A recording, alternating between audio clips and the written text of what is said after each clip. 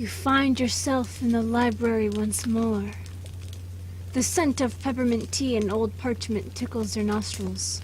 The fire in the grate crackles merrily, though you still cannot see it. It feels like such a long time since you last came here, but also hardly any time at all. Why is that? You suppose time moves differently here.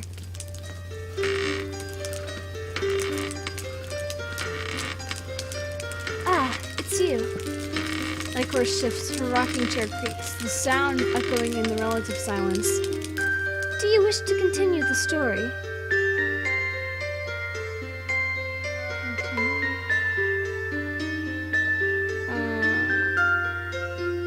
Wait a minute. Wait a minute.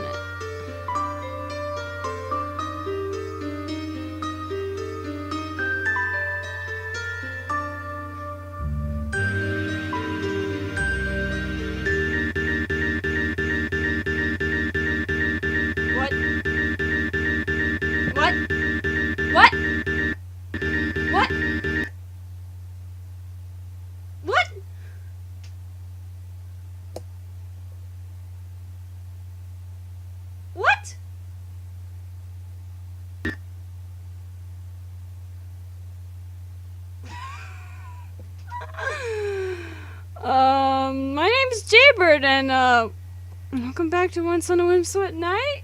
What the fuck? I don't know what the fuck just happened. I legitimately don't know. Here you go. And once again, you are in the mysterious library. What the fuck? For a few moments, or maybe even longer, your consciousness faded.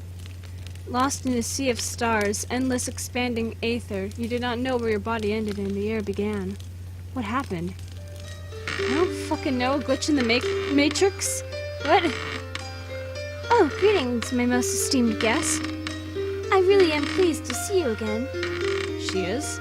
You were gone for such a long time. I started to wonder. I was only gone for like for seconds. What? Well, let us just say many souls who find their way here begin to lose a grip on their true identity. Oh yeah, we know. When this happens, they are consumed by darkness, and I never see them again. You shiver. While you were gone, you were being consumed by something beyond the void. Was your existence in mortal peril? Is this the price to be paid for not listening to Lycoris' story? But it is not cheerful to dwell on such things. You are here now, and that's all that matters. Shall we continue?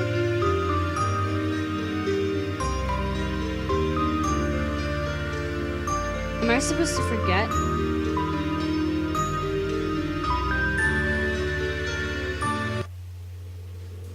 Wait a minute. Wait a minute.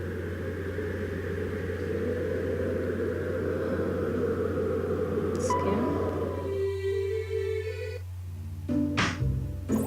Oh. Oh, right.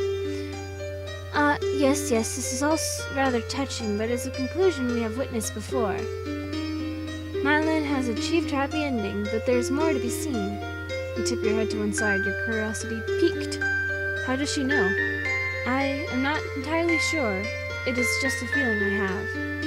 I must be drawn to this tale for some reason, and the plights of these nuns is not that reason. I just want to discover the truth. The tale. Oh, God.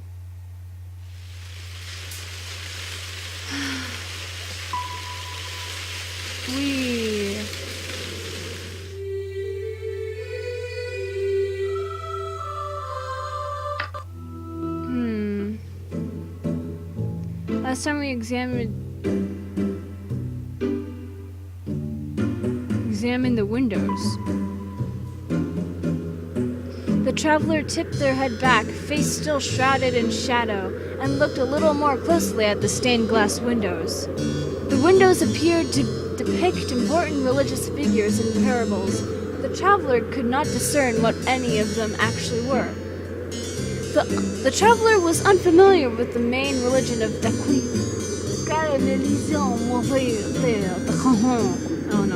and was rather ignorant about the finer points of their faith. One of the windows was particularly interesting. It depicted what appeared to be two mice, one white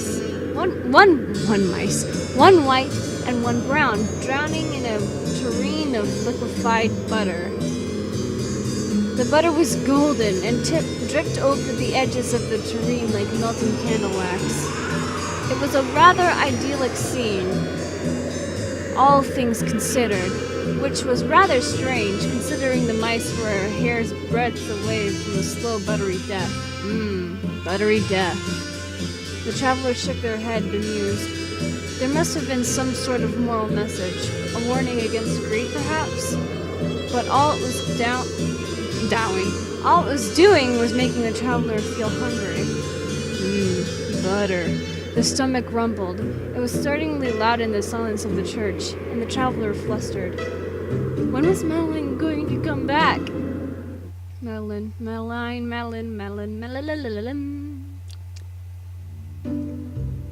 Who on earth are you? Why are you being mean? You should be more careful, Madeline. See? Even this person who's completely suspicious, let me add, agrees with me. They have known you for 5 minutes and they already see right through you. Oh dear. I'm sorry? Don't apologize. She needs to hear it. It's good for her. Like cod liver oil? Exactly. It tastes disgusting. Disgusting! But it will help in the long run. You're awfully practical. You remind me of a governess. I am sure Bernice would be very happy to hear you say that. A small smile alighted upon Daffodil's face for a few moments. But the moment, like the smile, was small, and it was extinguished all too soon. But this still doesn't mean I trust you. Naturally.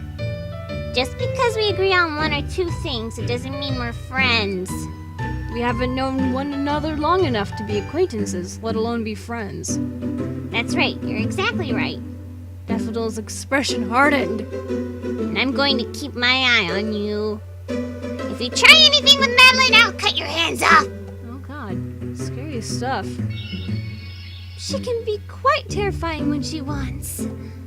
Why did Madeline sound so happy about that? Anyway, should I begin preparations for a simple meal? A simple meal. It's good. That's such an obvious lie. It isn't good at all. But despite being wily enough to see through the traveler's blatant falsehoods, Daffodil's cheeks still flushed. It seemed though she knew she was being lied to, the lie still made her happy. Humans were such complex, contradictory creatures. So, well, if you're going to be like that. Daffodil sighed, her shoulders sinking. I suppose I can offer my company too. But it isn't for your sake, you understand? I just don't want you to inconvenience Madeline. It isn't an inconvenience. If it was, I would not have offered. That's what you say, but we both know that's not true. You acted as though it was fine when that beggar stole our candlesticks, but you were attached to them, weren't you? They used to belong to Bernadette. Well, for a few moments, Madeline appeared lost in her own recollections. But then she shook her head and the moment was gone. I'm sure Bernadette would be happy to know selling her candlesticks were able to fill the belly of a homeless man. You are impossible sometimes.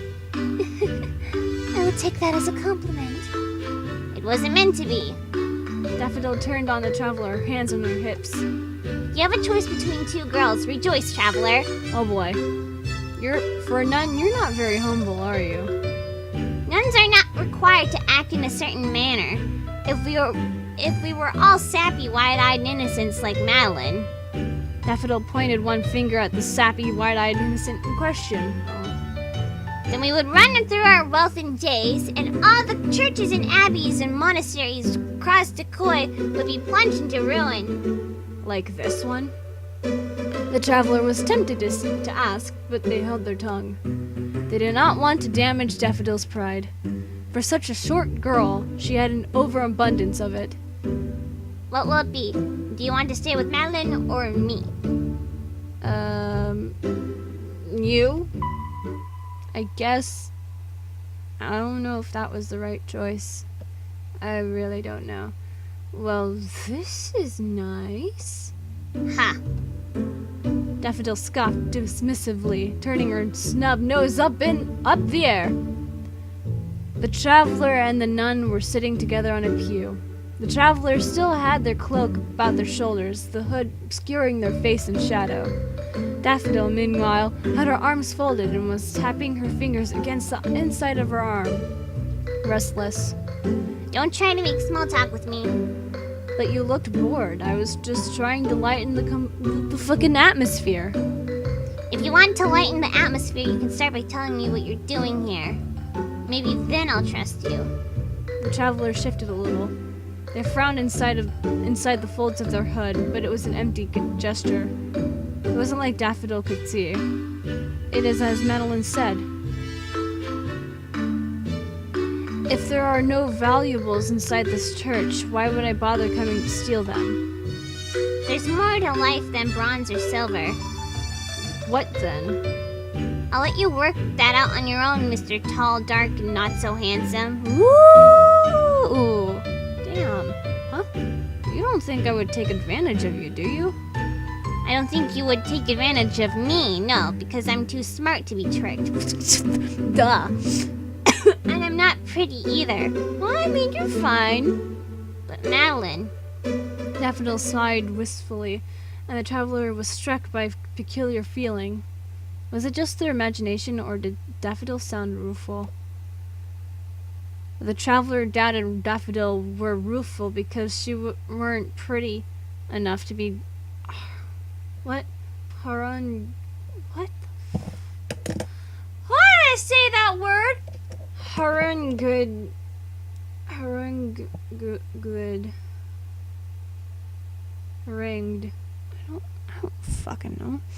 But maybe, just maybe, she was a little jealous of Madeline.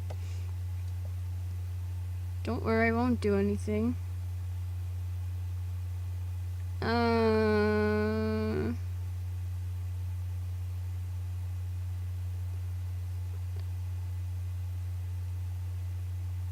Don't worry, I won't do anything. Well, yeah. You try and I'll kick you. I don't think nuns are supposed to kick people. I don't care what nuns are supposed to do. The traveler frowned again, though Daffodil couldn't see it. It was easier to talk to people, the traveler mused, when one could see her face. But in this instance, that would probably make things more awkward. Daffodil claimed not to trust the traveler, but the traveler was certain she would trust them even less if she knew what they really looked like. If you do not care, why did you become a nun to begin with? We hardly know each other. Why should I tell you something personal like that? True. I apologize if I got ahead of myself. I was the one who was asking the questions. What about you? Why did you end up in this church? Well, it isn't a very exciting story. I am a traveling merchant, you see. Traveling? I did think your accent was strange. Where are you from? Praline. Oh, I see. Not too far away. It's over the ocean. At least you don't come from Battenberg. I heard those lands are populated with cannibals, even the queen herself. But Daffodil was getting rather too excited by the prospect of cannibalistic aristocracy, and coughed, shaking her head. It just wasn't proper. Madeline would have been disappointed. Praline is foreign, but it's not too foreign. Decoy imports a lot of fabrics from Praline. Fruits and vegetables, too. You seem rather knowledgeable about all of this. My father was a merchant. I picked a couple of things up. But Daffodil's expression shut down upon the mention of her father, because she just said he was a merchant. Maybe talking about him was painful. So, did you come here to sell your wares? That's right. I was traveling to Castella. Ah, for the elven market. I see. Is that why you got a ride with a goblin? Yes, he said he would help me for a small sum of money, but and I was too tired from my journey to be discerning. The travelers gritted their teeth together, but he tricked me. Daffodil looked largely unsympathetic. Of course he tricked you, you idiot. What do you mean? We're going to the elven market. That's one of the most popular markets that caters to elves, goblins, and dwarves for miles upon miles around. He was probably going to the elven market too and didn't want to help a potential competitor. The more sellers there are, the more the potential profits are divided. That's common sense. But he said he was going to Charlotte. Then he was lying, obviously. Do I need to spell it out for you? It all sounded so simple when Daffodil said it like that, but at the time, the traveler had not even considered the possibility. They really must have been tired. They were usually shrewder than that. Maybe it was the boat journey. Being rocked back and forth on the waves tired them, particularly under all the bright, blinding sunlight. Sunlight wasn't very good for the traveler's eyes. Maybe I was wrong to be so suspicious. Somebody this naive can be a bad person. I am not naive! I was tired, that's all! Sure. Daffodil waved one hand dismissively. I've led a rather sheltered life, and even I can see through that much. You might want to get your eyes checked. Oh, if only she knew. The irony at that moment was rather too delicious. Say, I'm curious, what kind of wares do you sell? The traveler pondered. The wares they dealt with were of a rather intimate nature, and they did not imagine Daffodil, having led a sheltered life, would appreciate it. It certainly would not endear the girl to them. Daffodil, however, was rather sharp and had a discerning eye when it came to untruths. Tell her the truth. Just tell her the truth. Well, it is rather embarrassing, but... What? I sell certain enhancing items, mostly to dwarves and goblins. Enhancing? Like, for their physical strength or stamina? I suppose, in a sense. But I guess I'm selling sex toys, I don't know. But it's physical strength and stamina for a very specific, particular purpose. Oh? And what is that? Well, you know, Traveler coughed. They had never been all that embarrassed about their line of business before.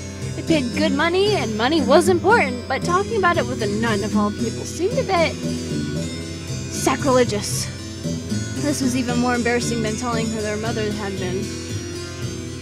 It's to enhance strength and stamina in the penis. Bedroom, boudoir, chamber. I know it's not chamber, but I wanted to say it like that. Act of making love? Oh. Daffodil looked at the traveler. The traveler looked at Daffodil. Then, with a sudden squeak. Ew, that's gross! Wait, let me do it. Ew, that's gross! Daffodil shuffled backwards on the pew, her eyes wide with alarm. Her face was pale, but her cheeks were bright red. I take that back. I take back what I said before. You're suspicious. You're definitely suspicious.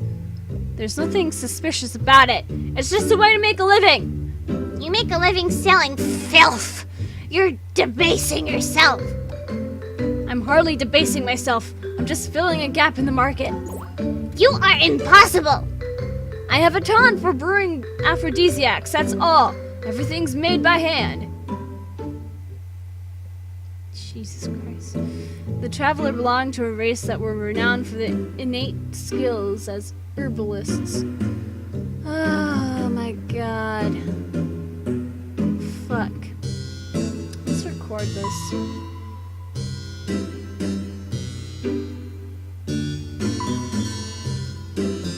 Yes. Alright, let's have a break.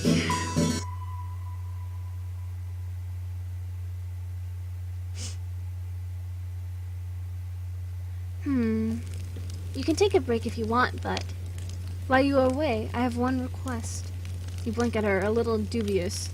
What request would a person like Horace possibly have for you? Your soul? oh my, it is nothing quite as sinister as that. You start. How did she know? She's an eerily perceptive person. I was merely thinking. This library is rather old, and it is quite the chore for little old me to maintain it. If you happen to see any stray spider webs, and I imagine there are a lot, then I would appreciate it if you would brush them aside for me. This library is in some serious need of debugging. Oh!